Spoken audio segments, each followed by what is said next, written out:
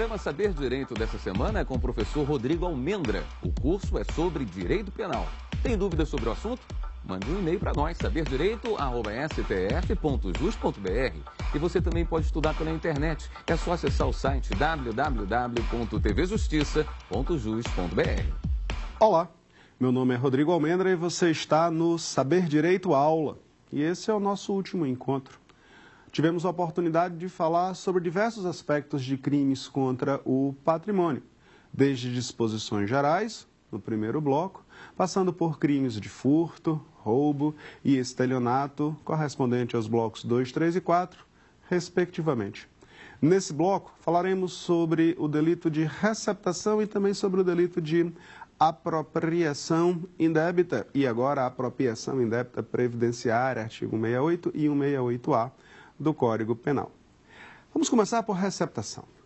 Receptação está no artigo 180 do Código Penal. É o último dos crimes contra o patrimônio, lá no 180. Por quê? Por que o último dos crimes contra o patrimônio? Eu costumo dizer que ele é o pai e a mãe de todos os demais crimes contra o patrimônio. O criminoso a quem mais se deve temer nessa categoria é o receptador. Explico. O sujeito que furta um celular, ele por acaso é colecionador de celular? Não. O sujeito que furta um celular, ele por acaso se alimenta com aquele celular?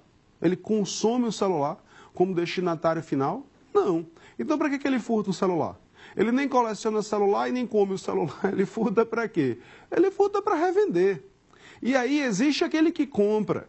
E o sujeito que adquire produto de crime é o receptador. Então, o destinatário final dos crimes contra o patrimônio é o receptador. É o receptador que vai adquirir, é o receptador que vai receber, que vai transportar e assim por diante os crimes contra o patrimônio.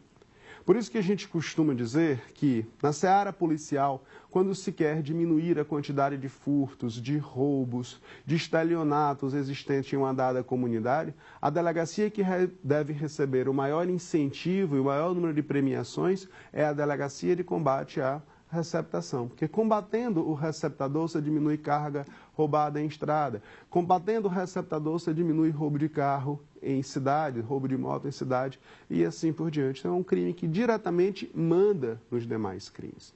E quando a gente analisa esse artigo 180, a gente vê que a receptação é literalmente uma fria. É uma fria, não pela pena, mas pela quantidade de verbos que existem no artigo 180. Costumo dizer que a receptação é uma fria do Ártico. Ártico é um local bem frio, né?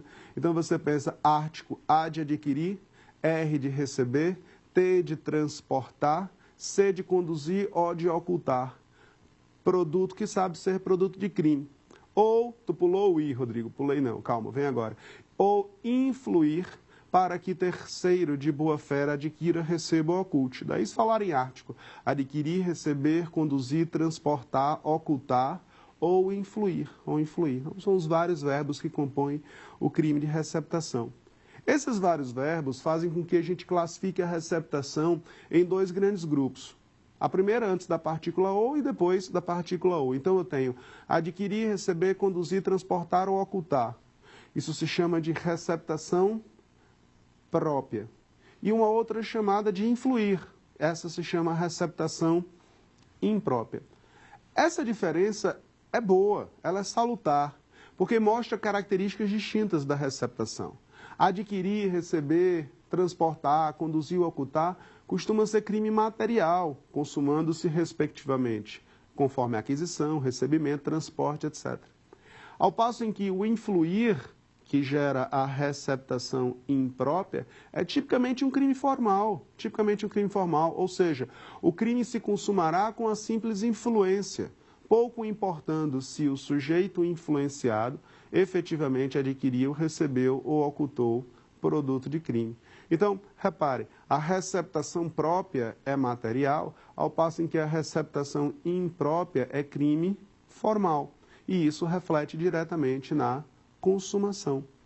Bom, alguns aspectos sobre o delito de receptação devem ser ressaltados, devem ser detalhados. O primeiro deles é: receptação admite tentativa? Bom, a admissibilidade ou não da tentativa, bem como características e classificações do crime, vai depender do verbo. A receptação própria normalmente admite tentativa. Eu posso tentar adquirir e ser impedido por força alheia à minha vontade. Eu posso tentar transportar e ser impedido por força alheia à minha vontade. Mas a receptação imprópria, não.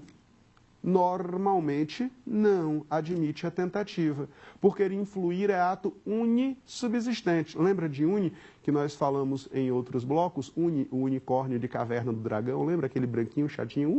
Pega uni. Unissubsistente, se realiza em um só ato. Se se realiza em um só ato, não tem como fracionar. Essa história de crime praticado em um só ato me lembra um aluno que eu estava dizendo que os crimes unissubsistentes não admitem tentativa. Aí eu disse, por exemplo, chamar alguém por um nome feio, né? Injuriar alguém. Fulaninho, você é um bestão, né? Você é um corno, fulaninho. Você não tem como dividir esse ato, né, em vários atos. Então, um crime de injúria dificilmente é um crime que admite tentativa, porque é um só ato. Aí ele virou para mim e disse, mas e se o sujeito for gago, né, e ficar, fulaninho, tu és um Aí você diz um coronel, né, você completa e muda o crime, não vai falar em tentativa. Brincadeira à parte, com exceção do gago, é um tipo de crime que só admite tentativa se ele for praticado na modalidade escrita. Porque aí sim eu posso escrever uma carta, né, endereçada ao câmera 1 para o câmera 1 fazer chegar até o câmera 3. E no meio do caminho tem que passar necessariamente pelo câmera 2 e o câmera 2 rasga. Isso pode existir, isso aí poderia existir.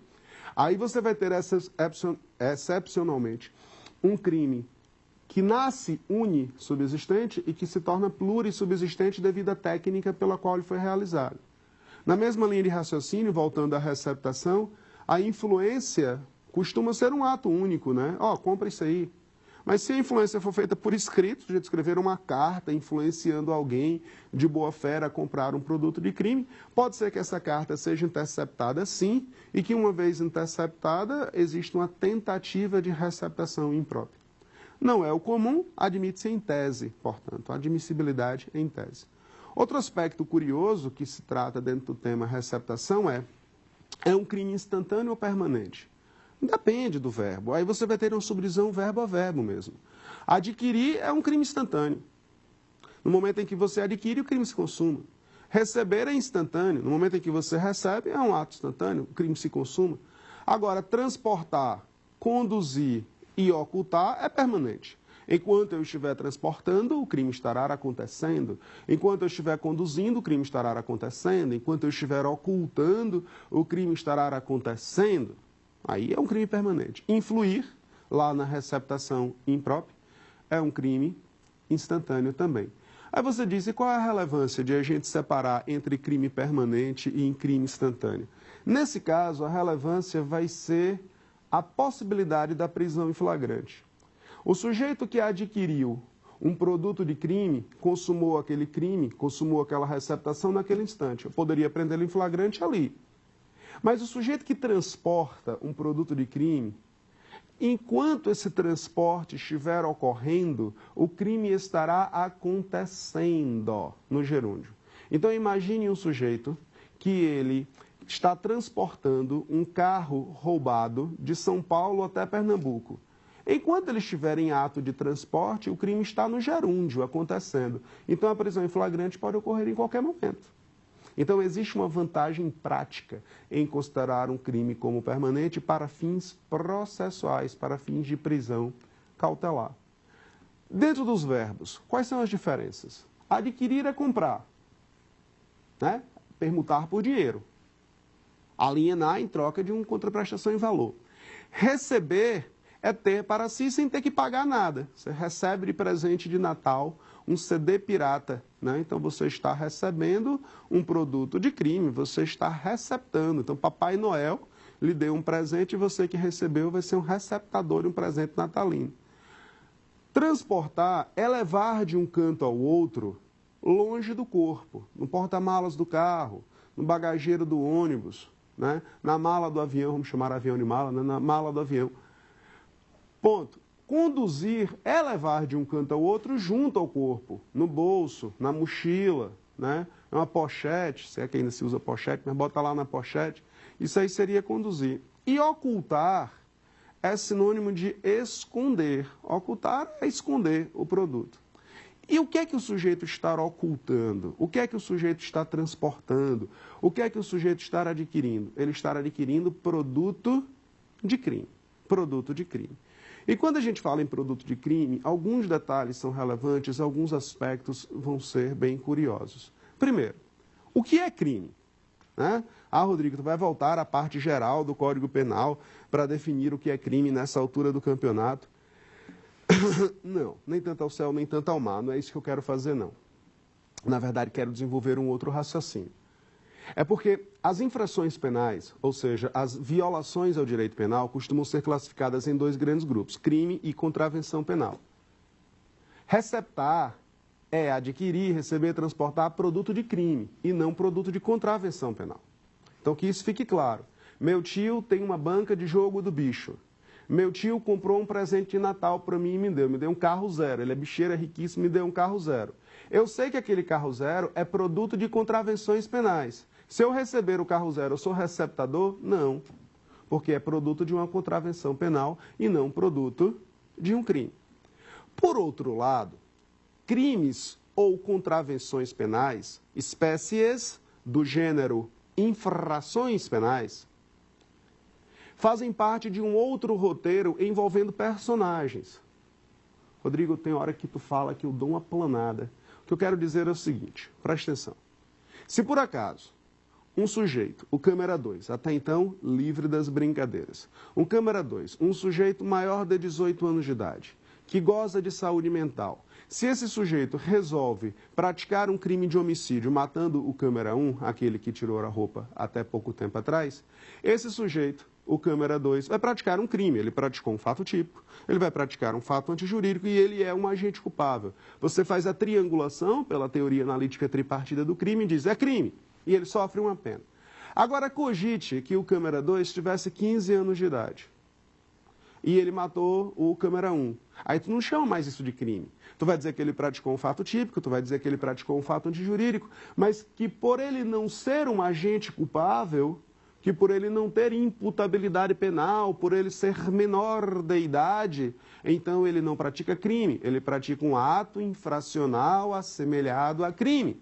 É um ato infracional assemelhado a um homicídio. E se ele tivesse furtado, seria um ato infracional assemelhado ao furto. E se ele tivesse roubado, seria um ato infracional assemelhado ao roubo. E se ele tivesse estuprado, seria um ato infracional assemelhado ao estupro. Eu não estou dizendo que o rapaz ia ser estuprado, não. Estou explicando ato infracional. Na mesma linha de raciocínio, se o câmera 2 fosse doente mental, e aí o sujeito, na qualidade de doente mental, matou o câmera 1. Eu também não digo que ele praticou um crime, doente mental não pratica crime, doente mental pratica injusto penal, então ele praticou um injusto penal assemelhado a um homicídio. E se fosse um furto, um injusto penal assemelhado ao furto. E se fosse um roubo, um injusto penal assemelhado ao roubo. Então, em verdade, o que nós temos são crimes, atos infracionais e injustos penais. Só que é um ato infracional praticado por menores de idade, assemelhados ao crime, são tratados como se fossem crimes para os aspectos de receptação. Injusto penal assemelhado a crime para fins do aspecto de receptação. Onde eu quero chegar com isso? Supunha que um jovem de 15 anos de idade furtou um celular e eu compro o celular furtado. Eu pratiquei receptação? Pratiquei, porque é um ato infracional assemelhado a crime. Se fosse um ato infracional assemelhado à contravenção penal, eu não teria praticado receptação. Percebeu a sutileza? Mas como é um ato infracional assemelhado a crime, então aquele que adquirir esse produto pratica sim receptação. Na mesma linha, um doente mental subtrair um celular, eu adquiri o celular, eu pratiquei receptação, porque é um injusto penal assemelhado a um crime. Se fosse um injusto penal assemelhado a uma contravenção, não seria crime de receptação. Mas como foi assemelhado ao crime, é sim delito de receptação. Esse entendimento, inclusive, é expresso, ou pelo menos pode ser encontrado no Código Penal, quando se diz que existe receptação, mesmo que impunível ou desconhecido o autor do crime do qual proveio a coisa. Então não me importa saber quem furtou, nem se ele está vivo, nem se esse furto prescreveu ou não.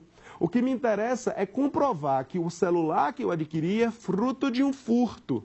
Aí sim eu digo que houve uma receptação. Pouco me importa quem furtou, se está vivo, se prescreveu ou qualquer outro aspecto desse gênero. Ponto. Vamos chamar uma pergunta dos nossos telespectadores? Professor, meu nome é Cristiano Buer, aluno da veterinária aqui na UNB, e eu queria saber se uma pessoa que recebe ou adquire produto de crime sem conhecimento pratica crime. Pratica. Eu sei que isso pode chocar muitas pessoas, mas a resposta é sim, pratica. Desde que, e aí vem um desde que para facilitar ou para piorar a nossa vida, né? Mas desde que ele devesse conhecer que se tratava de produto de crime. Entendi não, Rodrigo. Repare, são coisas absolutamente distintas. Uma coisa é eu ir no Carrefour, comprar um computador e descobrir que aquele computador lá do Carrefour é fruto de uma mercadoria de carga roubada. Tinha eu como saber que um grande supermercado estava vendendo produto de carga roubada? Não. Então, nesse caso, eu não respondo por crime nenhum. Aplicação direta da figura do erro de tipo, artigo 20 lá do Código Penal. Ponto. Outra coisa, absolutamente diferente, é eu dever desconfiar que aquele produto é produto de crime pela desproporção entre valor e preço do produto ou pelas condições de quem a oferece. Então, lá no Mercado Livre, ou em qualquer outro site de compras, estão vendendo um iPhone 14, a nova geração do iPhone, muito adiante do 5, do 6, do 7, do 8, 9, estão vendendo um iPhone 14 que em qualquer loja custa 10 mil reais, estão vendendo por 1.000. Bom, de duas uma, ou isso é fruto de contrabando, ou isso é fruto de carga roubada, ou isso não é um iPhone 15. Isso não é um iPhone 15, é qualquer outro iPhone. Eu devia desconfiar que se tratava de produto de crime porque há uma desproporção muito grande na relação valor e preço. Ou então pelas condições de quem a oferece, um sujeito de bigode ralo, camisa aberta até a altura do umbigo, cordão de ouro largo no pescoço, dizendo lá garantia sou Joe. Você deve desconfiar que o produto que vende desse sujeito não é exatamente um produto lícito. E nesse caso, há que se falar em receptação culposa, a chamada receptação culposa prevista no artigo 180, parágrafo 3º do Código Penal. Quer dizer, Rodrigo, que a receptação admite a forma culposa? Admite. Quando não há uma proporção na relação valor-preço ou conforme as condições de quem a oferece. Eu queria analisar alguns aspectos sobre o crime de receptação agora. Eu queria dar uma espécie de ponto aqui, tem receptação culposa, ela existe, e eu queria ir para outro aspecto que tangencia, mas que não é igual. É o seguinte, falamos que o crime de receptação admite diversos verbos, aquela figura lá do Ártico, a fria do Ártico. E entre os verbos, um deles era ocultar. Isso quer dizer o seguinte, presta atenção que isso é muito relevante. Se eu chego na casa do câmera 1 e chego lá, toque, toque, toque, toque, quem é? Rapaz, sou eu, aquele sujeito que foi gravar uma aula lá na TV Justiça, tá lembrado? Tô, rapaz, tá se fazendo o que aqui? Não, é o seguinte, câmera 1, eu acabei de assaltar um coletivo e tenho aqui bolsas, celulares e carteiras de diversas pessoas. Deixa eu ocultar na tua casa, olha que proposta, deixa eu ocultar o produto desse crime na tua casa, que amanhã eu passo aqui e pego. Ué, por que você vai fazer isso? Não, porque é mais jogo, porque se eu estiver andando com esses objetos no meio da rua, a polícia poderá me prender, inclusive em flagrante delito, no chamado flagrante presumido, pois aquele que é encontrado com objetos, armas, papéis, logo após a infração, de modo que se faça presumir ter sido ele o autor do crime, está preso. O crime que ele estaria praticando é uma típica receptação própria na modalidade de ocultar. Mas esse delito não pode ser confundido com outro, que se baseia no seguinte roteiro. Eu chego para o câmera 3 e digo, toque, toque, toque, toque. Câmera 3, que foi, rapaz? Está louco? Está fazendo o que na minha casa? Rapaz, eu acabei de passar ali pela esplanada, tinha um grupo de estudantes manifestando a respeito de alguma coisa na vida, e eu assaltei todo mundo, peguei celular, bolsa e carteira. Foi mesmo, foi. Deixa eu ocultar na tua casa. Aí ele disse, mas para quê? Não, porque eu não posso andar com isso. Lembra daquela história do flagrante presumido? Eu não posso. Ah, tá bom, então deixa aqui em casa. Mas amanhã, cedinho, passe e pegue. Aí ele vira para mim e diz assim, não, mas passe cedo e pegue. Eu disse, não, vou passar, mas você quer algum desses objetos para você? Aí o câmera 3 diz, não quero nada para mim. Eu vou fazer isso única e exclusivamente em relação à amizade que a gente tem. Eu não quero um centavo, eu não quero que você passe pouco tempo com esses objetos em minha casa e tire daqui. Repare agora que o câmera 3 não lucrou com essa ocultação. A finalidade dele foi beneficiar o criminoso, em nítido detrimento da administração da justiça.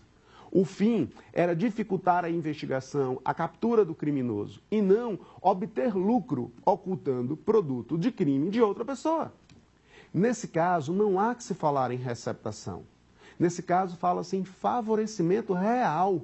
Artigo 349 do Código Penal, lá na parte, no finalzinho do Código Penal, lá na parte dos crimes contra a administração pública. Então, Rodrigo, qual é a diferença entre um delito de receptação na modalidade ocultar de um delito de favorecimento real que também implica em ocultar? O lucro. Aquele que oculta no crime de receptação lucra com essa ocultação. Aquele que oculta no crime de favorecimento real não lucra com essa ocultação. Daí se diferenciando um instituto do outro. Ok? Ponto. Outro aspecto que eu acho relevante a gente registrar em teu caderninho. Existe concurso de pessoas entre o receptador e o autor do crime originário? Rodrigo, eu nem entendi a pergunta, como é que eu vou responder essa pergunta se eu nem entendi? Então vamos por partes. É assim, eu chego para o câmera 1 e digo, toque, toque, toque, deixa eu guardar os objetos na tua casa. Aí ele diz, guarda, mas eu quero pegar uns 3 para mim. Nós somos coautores, nós somos colaboradores do mesmo crime, o receptador e quem roubou são coautores. A resposta é não. Eles não são e nem podem ser. Não são e nem podem ser. Entendi não, Rodrigo? Repare só, eu sou um colecionador de artes. Aí eu chego para o João e digo assim, João, tu não és um ladrão profissional? Sou. Eu quero que você vá na casa do câmera 2, um sujeito riquíssimo, vá lá na casa dele e subtraia 2 obras de arte que ele tem pendurado nas paredes e me traga que eu lhe dou uma boa comissão. Nesse caso, haverá um concurso de pessoas num crime de furto. Não há que se falar em receptação. A receptação implica na ausência de liame entre o crime originário, furto, roubo, estelionato ou qualquer outro, e a receptação consequente. Porque se houvesse concurso entre o crime originário e aquele que adquiriu, ambos seriam coautores do crime originário. A receptação sumiria de mapa. Então, se quem compra e quem furta são coautores, são colegas, combinaram o furto, na verdade eu tenho um crime único de furto e não um crime de furto somado a um crime de receptação. Capite? Vem para cá para a gente ir desenvolvendo outros raciocínios vinculados ao delito de receptação. Entre elas, algumas hipóteses que eu queria analisar com os senhores. Hipóteses que versam sobre a correlação receptação própria, receptação imprópria e outros crimes. Hipótese 1. Era uma vez o sujeito que chega em uma feira de trocas. Feira de trocas, eu não sei se o meu telespectador entende, mas é aquela feira onde os sujeitos praticam crimes e levam os objetos furtados, roubados lá para a feira de trocas, né? Enfim, e aí a gente chama de feira de trocas, mas na verdade é uma grande feira de muambas e de produtos provenientes de crime. Aí o sujeito chega lá na feira, tem um monte de celular furtado, alguns roubados, alguns melados de sangue e tal, e está lá tudo estendido no chão. E ele pensa, olha e diz, eu queria ver aquele Nokia 123 ali, eu queria ver isso aqui.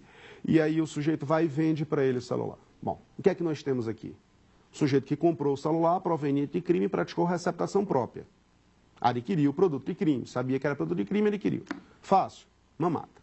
Segunda hipótese, hipótese 2. Era uma vez a mesma feira de trocas, o sujeito chega lá na feira, tem aquele monte de produto no chão, todos limpinhos, organizados. Ele, de boa fé, matuto, nunca foi para uma feira dessas de produtos clandestinos.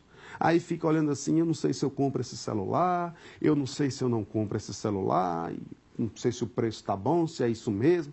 Aí chega o diabinho, a alminha cebosa, como se diz, e olha assim para ele e diz, rapaz, compra, o preço está bom, o celular está novinho, barababá e tal. Repare, quem comprou, sem saber que era produto de crime e sem ter como saber, sem ter como desconfiar naquela relação valor-preço ou pelas condições de quem a oferece, ou seja, quem estava absolutamente de boa fé e inocente nem agiu por negligência, imprudência ou imperícia na compra, esse sujeito não praticou crime nenhum. Nenhum. Mas aquele terceiro que de má fé influiu, induziu para que o terceiro de boa fé, para que o comprador de boa fé adquirisse o produto de crime, esse vai praticar receptação imprópria. Então, a receptação imprópria é justamente quando alguém influencia outrem de boa fé, um de má fé, influenciando o outro de boa fé a comprar produto de crime. Repare que essa lógica tem que ser presente na tua mente para que a terceira hipótese ocorra já já. Má fé, boa fé, comprando produto de crime, ok? Terceira hipótese. Era uma vez duas pessoas de má fé em uma feira de trocas. Aí estavam as duas, aquele monte de celular furtado, aquele monte de celular roubado. Aí eu não sei se eu compro, é Natal, tá caro, tem um pouco de sangue, mas sangue sai, né? Põe aqui um vinagrezinho para sair, tem aquela complicação, não sei se eu compro, se eu não compro. Aí o outro de má fé também, lembra que estavam os dois de má fé? O outro de má fé virou para ele e disse, rapaz, compra, larga de besteira, compra isso, o preço está bom, não sei o quê, a gente ajeita isso aqui, apaga a memória, faz alguma coisa. Como é que fica? E o sujeito comprou, como é que fica? Eu não posso mais falar em receptação imprópria. Esqueça, ele influiu, mas a receptação não é imprópria. Porque a receptação imprópria tinha aquele binômio, um de boa fé, outro de má fé. O de má fé influencia o de boa fé. Esse aqui pratica a receptação imprópria. O que nós temos no exemplo 3, na hipótese 3, são dois personagens de má fé. Ambos estão de má fé. E a partir do momento em que ambos estão de má fé, o que há aqui é um concurso de pessoas no crime de receptação própria. Ambos serão coautores, ou autor e partícipe, a depender da teoria que você admita, mas serão ambos colaboradores da receptação própria. Ficou claro que só dá para se falar em receptação imprópria quando uma das partes está de boa fé.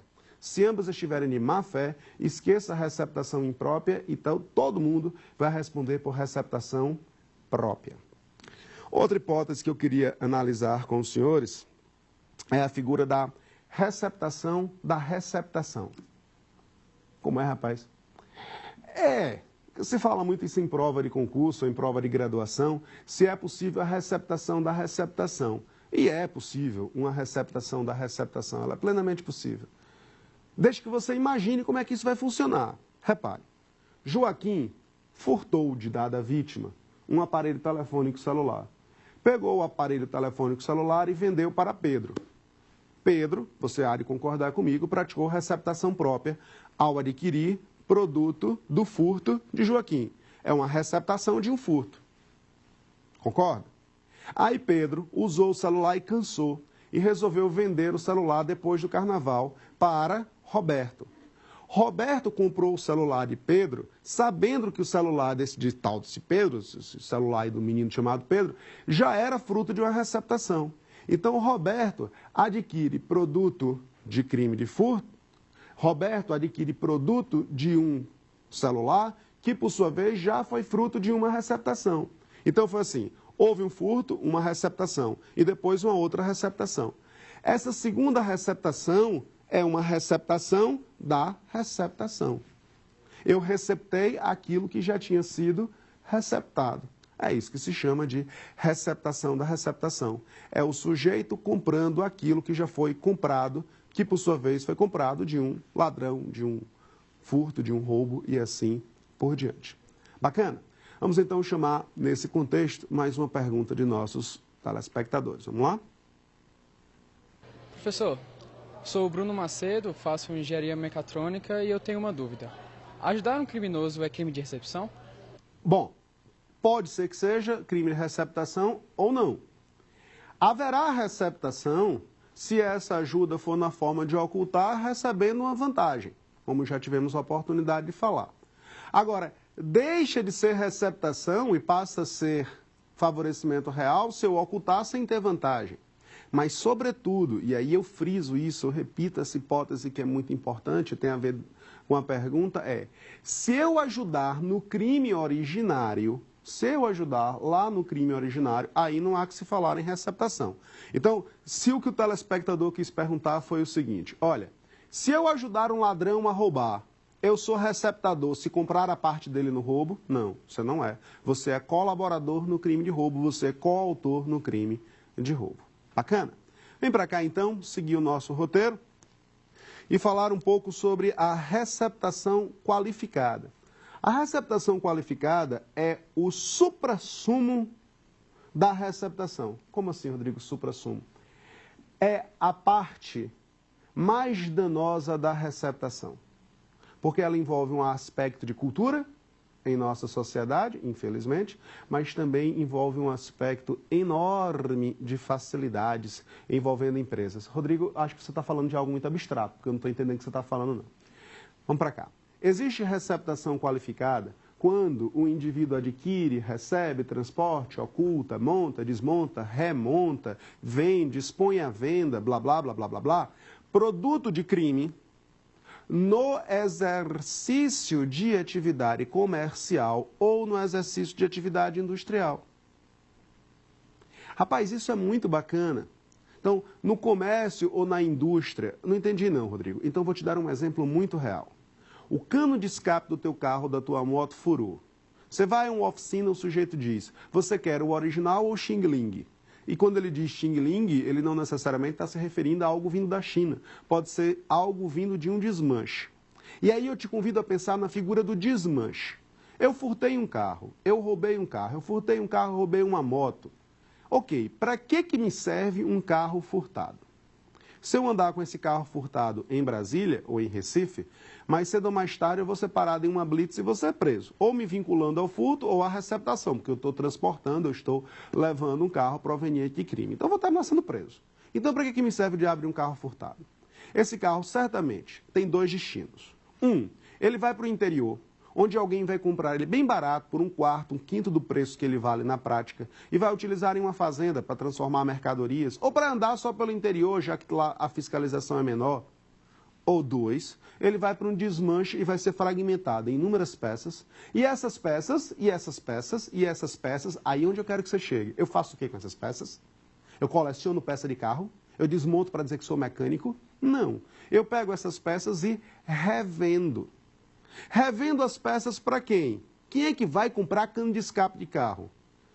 Aquele sujeito, dono daquela empresa de manutenção de veículos, onde você foi comprar o cano de escape. Então eu apareço lá para ele e digo, olha, tu que tens um comércio, queres comprar esse cano de escape? Está quentinho ainda, acabei de desmontar o carro, ainda está quente o cano de escape. Queres comprar esse cano de escape e tentar revender para os teus clientes como se fosse Xing Ling? Eu quero, porque aí eu consigo um cliente novo com isso. Repare que ele agora adquire produto de crime, não com o intuito de ter o produto para si como destinatário final, mas para repassar no exercício de uma atividade comercial, de compra e venda de peças, ou industrial, na montagem de um veículo, ou desmontagem de um veículo, ou coisa do tipo. Esse tipo de receptação qualificada é que movimenta, em verdade, os delitos que envolvem roubo e desmanche de carros. Porque tem sempre alguém que compra uma peça. Rodrigo, e esse sujeito que compra uma peça pratica algum crime? Depende. Tinha como ele notar a diferença do valor e do preço, ou pelas condições de quem oferece, o sujeito lá de bigodinho ralo, la garantia sou eu?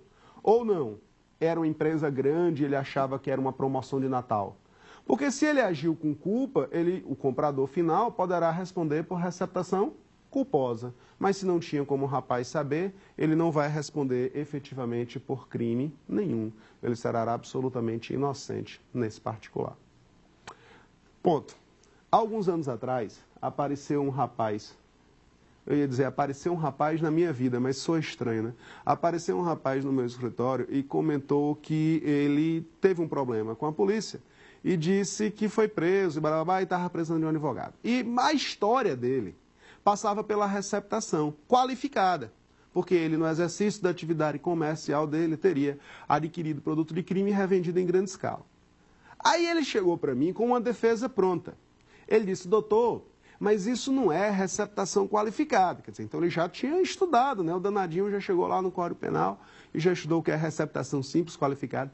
E disse, isso não é receptação qualificada não, porque a lei, né? A lei exige que se trate de uma atividade comercial. E eu não tenho empresa, eu não tenho CNPJ, então não foi comércio. Eu disse, Gênio, tu só leu até onde tu queria, né? Porque se você lê logo em seguida, você vai ver que o próprio Código Penal diz equipara-se para os devidos fins, para fins penais, qualquer forma de comércio clandestino, ainda que seja comércio exercido em residência, para fins de atividade comercial, para fins de atividade industrial, ou seja, para fins de direito penal. Então você pode até não ter CNPJ, como de fato você não tem. Mas se você comercializava esses produtos, então eu chego à conclusão que é sim uma receptação qualificada. Eu sinto lhe informar, mas o seu crime é de receptação qualificada. Se vai ter uma tese de defesa boa ou não para esse crime, são outros 500. Mas o crime é esse, não tem como negar que o crime é esse. Outra forma de receptação que merece a sua atenção é a receptação privilegiada e a receptação com perdão judicial. Vamos falar um pouquinho sobre as duas. A receptação privilegiada é uma receptação dolosa, em que o produto do crime receptado é de pequeno valor. E aí eu acho que todos devem ter praticado uma receptação privilegiada, porque é muito provável que você tenha em casa um CD ou um DVD pirata que você adquiriu ou recebeu de alguém, né? É muito provável. E aí você adquiriu o produto de crime, então é provável que você, ciente disso, tenha praticado uma receptação. Mas é tão baratinho o CD pirata, ou mesmo se fosse original, continuaria sendo objeto de pequeno valor. E você é primário, quer dizer, eu parto da premissa que você é primário, né? Então, você é primário e adquiriu um produto de crime de pequeno valor, que aí o que é que acontece? A gente pode ter benefícios iguais ao lado do crime de furto, pena substituída de reclusão para detenção, diminuída de 1/3 a 2/3 ou aplicada apenas uma multa. Agora, muito mais interessante do que uma receptação com a pena diminuída, receptação minorada, é aquela receptação culposa. Receptação culposa com prejuízo de pequeno valor. Porque aí o que é que o magistrado pode fazer? Ele pode te perdoar. É o Instituto do Perdão Judicial. Então, a receptação sendo culposa, de pequeno valor, e o sujeito sendo primário, ele pode perdoar o criminoso. Olha que coisa fantástica. Aí você diz, não quero ser perdoado. Rapaz, queira. Queira, porque o perdão judicial, ele tem efeito ex tunc. Ele tem um efeito o quê, rapaz? Ele tem efeito ex tunc. Ele não gera reincidência. Ele não gera reincidência. O perdoado judicialmente é primário. Então, aquela atriz famosa que um dia, dando marcha ré em seu carro, atropelou e matou seu filho e é perdoada, porque no homicídio culposo também cabe o perdão judicial, aquela moça é primária. Aquele pai lá na minha terra, que foi levar o seu filho para andar de cavalo, o filho caiu do cavalo, bateu a cabeça e morreu, e ele foi perdoado, ele é primário. Se ele matar outro filho, ele é primário, ele não é reincidente na morte de filho, não. Então, na receptação culposa, o sujeito também vai ser primário se for perdoado judicialmente. Bacana? Outro aspecto relevante que pode duplicar a pena do crime de receptação é a figura da receptação de patrimônio pertencente à União, Estado, município, empresa concessionária, etc., que tem previsão lá no parágrafo 6º do artigo 180. Lá no parágrafo 6º a gente tem essa previsão. Rodrigo, qual é a utilidade disso? Rapaz, o que o legislador quis, efetivamente, foi proteger fios de cobre que pertencem a empresas concessionárias de energia, tampas de bueiro que pertencem a concessionárias de sistema de esgotamento ou de água, de venda de água, ou de TV a cabo, etc. Porque o que é que acontece? Olha que produto fantástico. Pensa comigo como isso é um crime malandro e um crime aparentemente sem fim, para o legislador ter se preocupado tanto ao ponto de resolver criar uma qualificadora específica para ele. O sujeito olha para os postes da cidade e diz, olha que lapa de fio de cobre interliga esses dois postes. Aí ele vai e arranca o fio de cobre. Não é fácil arrancar um fio de cobre, não, né? É pesado, transportar pressupõe um caminhão, tem que ter um mecanismo específico, um bom machado, uma serra para cortar esse metal. Ok, aí ele corta o fio de cobre. Dúvida, para que ele quer um fio de cobre? Ele tem uma instalação de ar-condicionado split para fazer na casa dele, ele precisa do fio de cobre, ele arrancou da rua. Não foi para isso. É porque ele é um artesão e ele quer construir bonequinhos, né, em fio de cobre. Também não é para isso. Ele quer fio de cobre para revender. Sim, Rodrigo, é óbvio que é para revender. Sim, mas a pergunta, então, é: quem é que compra fio de cobre? É você? Você, por acaso, alguma vez chegou em uma loja e disse: me dá aí uns 10 metros de fio de cobre? Normalmente, quem compra fio de cobre em grosso, quem compra cobre em grosso, são empresas que têm caldeiras suficientes para derreter aquilo ali e transformar em fio de cobre. Então, você pega fio de cobre usado, derrete, deixa só o cobre, tira o plástico, pega aquele cobre, derrete e vira o quê? Fio de cobre, de novo. E quem é que compra? Aquela mesma empresa que teve o seu patrimônio diminuído quando você subtraiu o fio dela no meio da rua. Então, você pega o fio de uma empresa, que por sua vez se virou obrigada a comprar o fio de uma empresa, que por sua vez comprou o cobre de você. Entendeu, não? Assim, sem dar nome aos bois. João subtrai o fio de cobre da empresa X. Lá na minha terra chama-se CELP. Subtrai fio de cobre da CELP. Aí João pega o fio de cobre e vende para uma indústria. A indústria derrete e transforma aquele cobre novamente em fio de cobre. E vende para quem? Para a CELP. Quem se lasca nessa história, quem se deu mal nessa história, quem é o sujeito passivo dessa história é a CELP. E isso é uma constante no Brasil inteiro. Eu dei a CELP de exemplo, mas isso é uma constante no Brasil inteiro. Então, como é que a gente acaba com isso?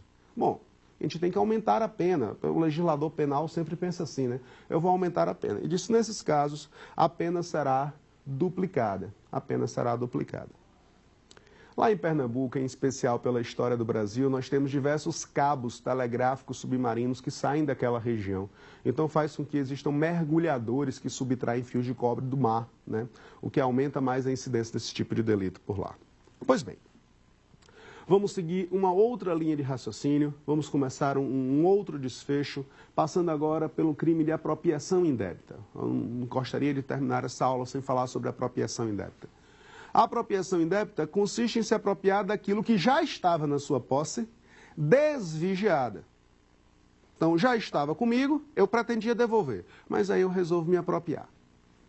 Mais detalhes sobre essa sutileza, lá no bloco 1 você pode rever no site da TV Justiça, no canal do YouTube da TV Justiça, é possível.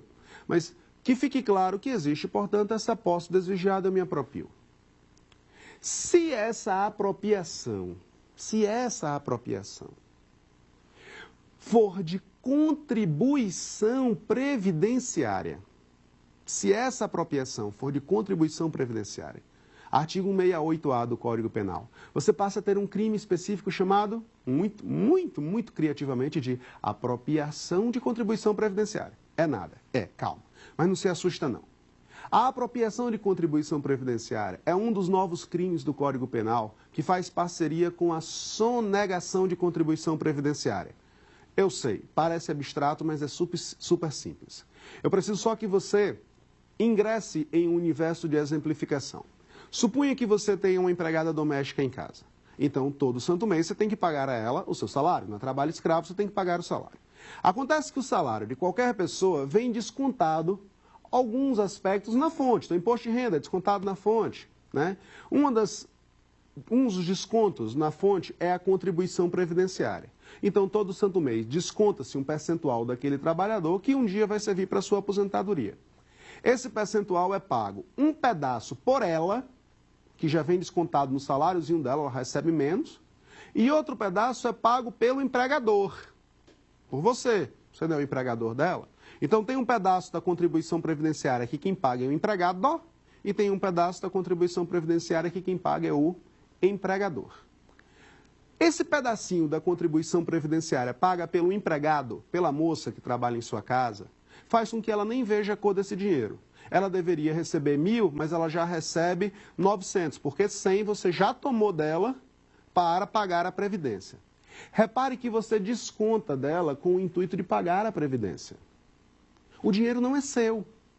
Esses R$100 que você deixou de pagar é um dinheiro que pertence à Previdência. É um dinheiro dela, mas para pagar a Previdência. O empregador não é senão um substituto tributário. Não é senão alguém que vai pegar o dinheiro de alguém para pagar a outrem. E o que é que o empregador faz? O que é que o safadinho faz?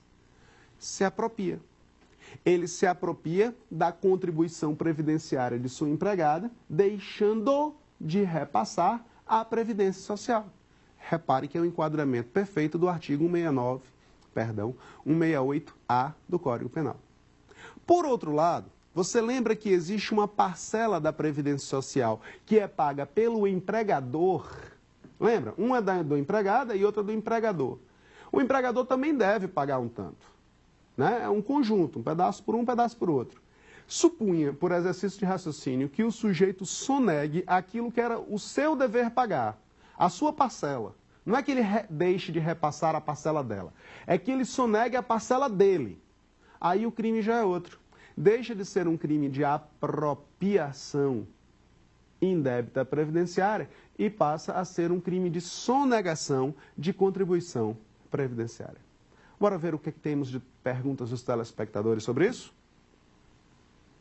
Professor, meu nome é Carlos Elias Ribeiro da Silva, eu sou estudante do curso de Direito da Universidade de Brasília e eu tenho uma dúvida. O que é apropriação indébita previdenciária?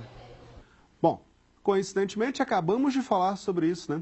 A apropriação indébita previdenciária, portanto, é justamente quando aquele sujeito que está no papel de substituto tributário, então repare que o sujeito ativo do crime não é qualquer um, é o substituto tributário, ele se apropria dessa contribuição que deveria ser paga pelo empregado ao INSS. O curioso é que esse tipo de problema costuma ser de longo prazo, porque para o empregado ele está pagando. Porque ele está deixando de receber, então todo santo mês ele devia receber 1.000, mas recebe 900, então o dinheiro está saindo do bolso dele. Aí ele vai mês a mês, ano a ano, até que um dia ele chega à porta do INSS e diz, vim me aposentar. E o INSS diz, tu nunca contribuiu para mim, por que tu vai se aposentar? Aí ele diz, não, contribuí sim aqui, paguei, mas eu nunca recebi. E aí forma-se um litígio judicial em que ele vai dizer para o INSS, me aposente, e o INSS vai dizer para o empregador, pague, e o direito penal vai dizer, prende esse pessoal, mas aí muitas vezes o crime já está prescrito, cria-se uma celeuma tão comum. Ué, mas e se eu pagar? Eu posso pagar? Pode, você pode pagar. A própria lei diz que se um empregador resolver pagar antes do início da ação fiscal, é assim que está no Código Penal, antes do início da ação fiscal, extingue-se a punibilidade. É uma forma de dizer, olha, eu não estou preocupado sobre a tua postura moral, eu estou preocupado que você pague, para que esse sujeito um dia possa se aposentar. Diversas legislações posteriores alteraram isso. E hoje a gente entende que se ele pagar antes da sentença, e pasme, existe decisão que fala antes do trânsito em julgado da sentença, não se duvide que já existem decisões nesse sentido, também se extingue a punibilidade. Então fica claro que o intuito do legislador não é o aspecto, olha como ele é mau, ele se apropriou da contribuição da moça que trabalha para ele. Na verdade, o intuito é, meu amigo, pague e permita que ela se aposente, sem que isso implique um prejuízo ao órgão pagador, ao INSS. E assim se resolve. Se você pagar, declarar, confessar que deve, extingue-se a punibilidade. É simples assim. E extinguindo a punibilidade, você não sofre pena nenhuma. E se você resolver parcelar, pode até ter suspensa a execução do crime até o término do parcelamento. E aí sim, terminando de pagar o parcelamento, extingue-se essa punibilidade. Bom, o que é que falamos nesse bloco? Falamos sobre o crime de receptação e suas diversas facetas, comparando com favorecimento real, coautoria e outros delitos, e sobre o crime de apropriação e apropriação indébita previdenciária. Espero que os senhores tenham gostado dessa oportunidade em que trabalhamos crimes contra o patrimônio. Estou à disposição para dúvidas aqui na TV Justiça. Obrigado e até mais. Tem dúvidas sobre o assunto? Mande um e-mail para nós, saberdireito@stf.jus.br. E você também pode estudar pela internet. É só acessar o site www.tvjustiça.jus.br.